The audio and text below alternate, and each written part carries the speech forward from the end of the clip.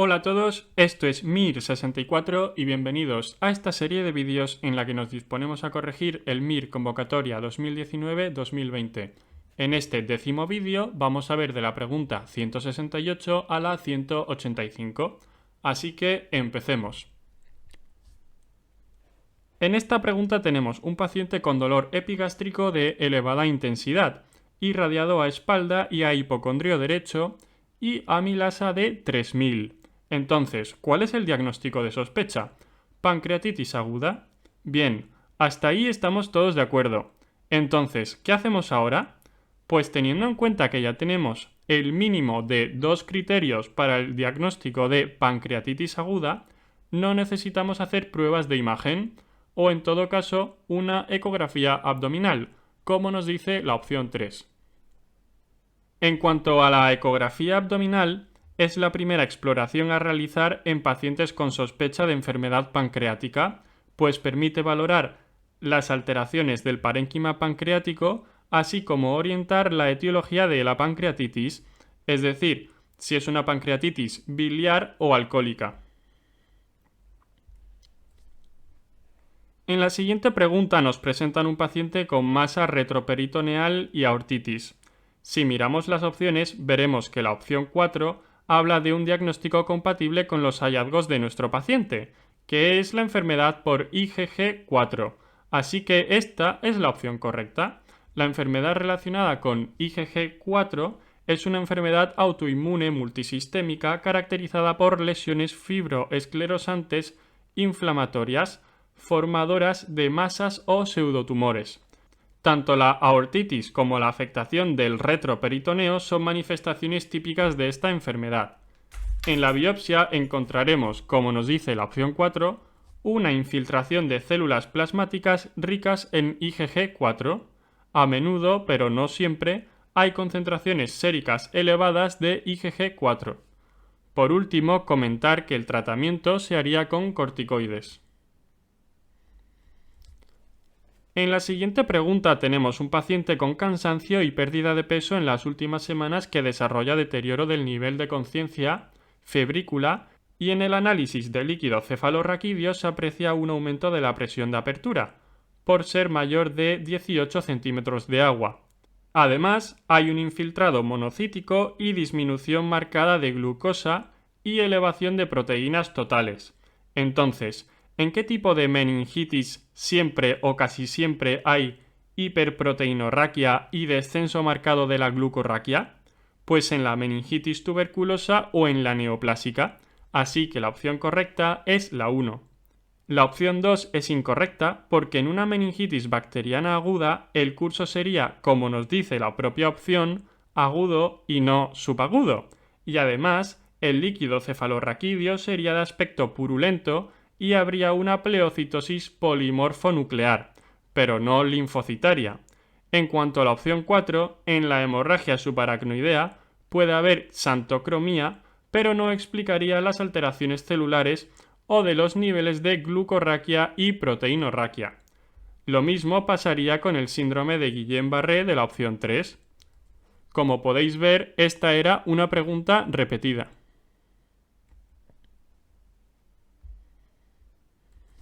En la siguiente pregunta nos presentan una mujer con inestabilidad hemodinámica y temperatura de 39 grados. Por lo tanto, tiene sentido medir el lactato sérico o la extracción de hemocultivos para confirmar la sospecha de shock séptico y dirigir la antibiótico-terapia, por lo que las opciones 2 y 3 son correctas. Asimismo, tiene sentido aportar fluidos o vasopresores como la noradrenalina para conseguir una presión arterial media de al menos 65 milímetros de mercurio. Así que la opción 4 es cierta. La opción incorrecta es la 1, pues la dobutamina solo estaría indicada como segunda línea en el tratamiento del shock cardiogénico, pero no en el shock séptico.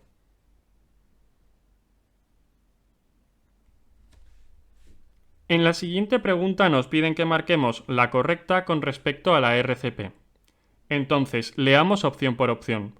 La opción 1 nos dice que la RCP se realiza combinando 30 compresiones con 2 insuflaciones, así que esta es la opción correcta. La opción 2 es incorrecta porque antes de desfibrilar al paciente tendremos que confirmar que tiene un ritmo desfibrilable. Os recuerdo que los ritmos desfibrilables son la taquicardia ventricular sin pulso y la fibrilación ventricular. La opción 3 es incorrecta porque la atropina no se usa en reanimación cardiopulmonar. Su uso está limitado a la bradicardia vagal. En cuanto a la opción 4 es incorrecta porque la adrenalina se administra en ritmos desfibrilables a partir de la tercera descarga y en ritmos no desfibrilables tan pronto como se canalice una vía. Aquí os dejo el algoritmo de soporte vital básico y aquí os dejo el algoritmo de soporte vital básico pediátrico. La siguiente es una pregunta repetida del año pasado. Nos presentan un paciente que ha estado presente en un incendio y que presenta saturación de oxígeno baja con ácido láctico muy elevado.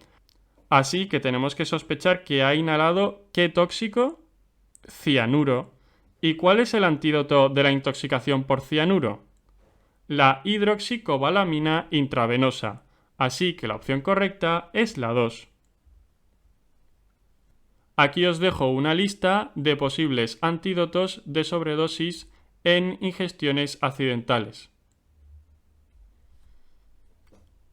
En la siguiente pregunta nos piden la dosis de amiodarona durante las maniobras de reanimación cardiopulmonar en una mujer que ha presentado una parada cardíaca. Así que la opción más correcta es la 2, 300 miligramos. Sin embargo, esta pregunta se anuló por contener una pequeña errata. Y es que en el enunciado de la pregunta dicen que solo se ha realizado una descarga con el desfibrilador y la administración de amiodarona estaría indicada en ritmos desfibrilables resistentes a la descarga a partir del tercer ciclo. Aquí os dejo el algoritmo del soporte vital avanzado. La siguiente es una pregunta sobre un aspecto muy teórico. Nos presentan un hombre que ha sido atropellado y presenta una frecuencia cardíaca de 115, una presión arterial de 110/75 y una frecuencia respiratoria de 25. Entonces nos preguntan qué porcentaje de volemia ha perdido y la respuesta correcta es la 1. Ha perdido entre un 15 y un 30% de la volemia y precisa reposición de volumen. En la siguiente pregunta no hay mucho que razonar. Nos piden qué alteraciones indican reactivación en el lupus eritematoso sistémico, así que la opción correcta es la 2, elevación de los anticuerpos anti-DNA nativo y descenso de los factores de complemento.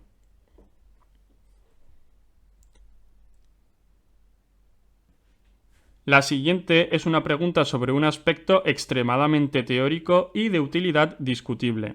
Nos piden cuál es el rango de cociente de probabilidad positivo que se corresponde con un cambio moderado en la probabilidad de confirmar una enfermedad.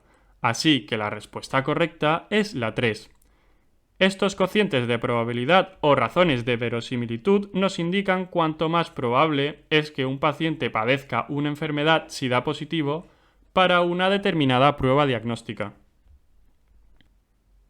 La siguiente es una pregunta discutible. Nos piden cuál de los siguientes factores no se asocia al desarrollo de cálculos de pigmento en la vesícula biliar. En cuanto a las opciones 1 y 2, son correctas porque tanto en la hemólisis crónica como en estados de eritropoyesis ineficaz, como es el caso de la anemia perniciosa, existe un aumento de bilirrubina indirecta, la cual pasa a la vía biliar donde se forman los cálculos pigmentarios. En cuanto a la opción 3, infección crónica de vías biliares, también es correcta.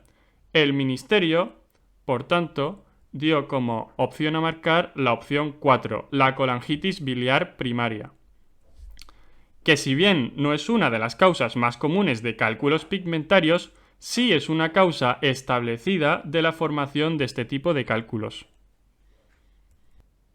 En la siguiente pregunta nos piden qué efecto adverso común comparten tanto los IECA como los antagonistas de la aldosterona, así que la opción correcta es la 3, aparición de hiperpotasemia.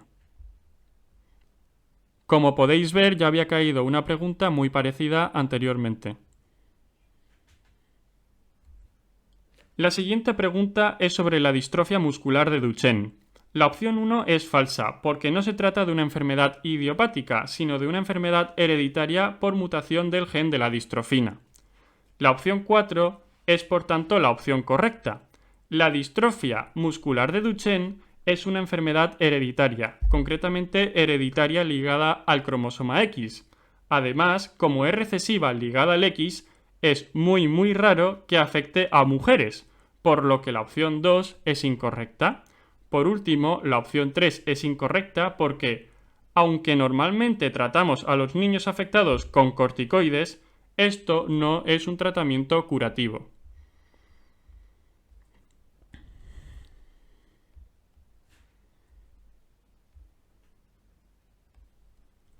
En la siguiente pregunta nos presentan un paciente con dolor abdominal y hemorragia digestiva alta a quien le encuentran un tumor gástrico positivo para CD117, es decir, positivo para c-KIT. Por lo tanto, ¿ante qué tipo de tumor estamos? Pues ante un tumor del estroma gastrointestinal, también conocidos como GIST. Recordemos que estos tumores suelen ser benignos y se tratarán con resección quirúrgica cuando sean resecables mayores de 2 centímetros. En cuanto al imatinib, se usará en tumores de alto riesgo o en tumores irresecables o metastásicos. La siguiente es una pregunta teórica en la que no hay mucho que razonar. Nos piden cuál es la mejor medida de carga global de una enfermedad y la opción correcta es la 3. Los años de vida ajustados por discapacidad atribuible a esa enfermedad. La ventaja del concepto de los años de vida ajustados por discapacidad es que no solo tienen en cuenta los años potenciales de vida perdidos por muerte prematura, sino que también se incluyen los años equivalentes de vida sana perdidos por un estado de salud deficiente o discapacidad. De esta forma, tanto mortalidad como enfermedad se combinan en una sola métrica común. En la siguiente pregunta nos piden en qué individuos se eleva la CPK, pero concretamente la isoforma BB. Para resolver esta pregunta debemos tener en cuenta que la creatininquinasa es una enzima formada por dos subunidades monoméricas, que pueden ser B o M. La subunidad B se llama así porque es más común encontrarla en el cerebro, pues cerebro en inglés es brain. La subunidad M es más común encontrarla en músculo.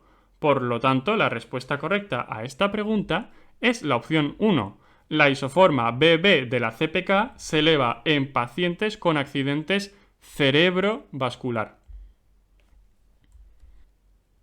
En la siguiente pregunta nos piden el mecanismo de acción de la inmunoterapia del cáncer con pembrolizumab. El pembrolizumab es un anticuerpo anti-PD1, entonces tenemos que entender que hay algunos tipos de cáncer que sobreexpresan PDL1. PDL1 es un receptor en células cancerígenas que se une al receptor PD1, que es un receptor linfocitario inhibitorio. De esta forma, las células cancerígenas inhiben la respuesta inmune contra el tumor. Entonces, lo que hace pembrolizumab es bloquear el receptor PD1 linfocitario para que la respuesta inmune no quede inhibida y actúe contra las células cancerígenas. Así que la opción correcta es la 4. Aquí os lo dejo en una tabla donde yo creo que se ve bastante mejor y aquí os lo dejo en forma de meme para que no se os olvide.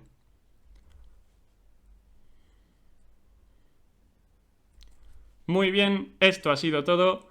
Muchas gracias por ver este vídeo y si te ha gustado, suscríbete. Un saludo.